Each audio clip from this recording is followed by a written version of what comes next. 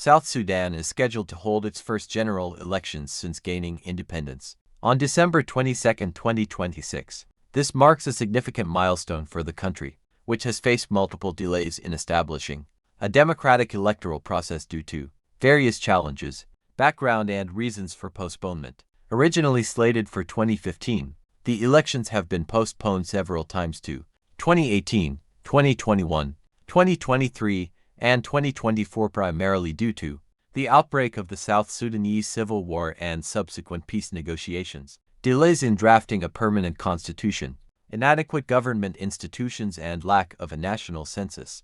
The need to register political parties and establish electoral laws. In September 2024, the government officially postponed the elections to December 2026, citing the necessity to complete these foundational processes. Current preparations and challenges. Despite the postponements, the South Sudanese government has reaffirmed its commitment to conducting the elections as scheduled. Senior officials, including Information Minister Michael Makuei, have emphasized that the elections will proceed in 2026. However, several challenges remain. Security concerns. Sporadic violence persists in parts of the country, raising concerns about the safety and feasibility of conducting nationwide elections. Institutional readiness.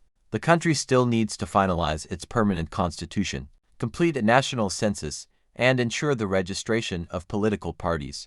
Economic constraints. South Sudan faces significant economic challenges, including inflation and reduced oil revenues, which may impact the logistical aspects of organizing the elections. Security measures. To address security concerns, the government plans to train 50,000 police officers, specifically for election security. This initiative aims to ensure a safe environment for voters and electoral staff during the election period. Outlook. While the commitment to hold elections in December 2026 is clear, the success of this endeavor will depend on the government's ability to overcome the outlined challenges.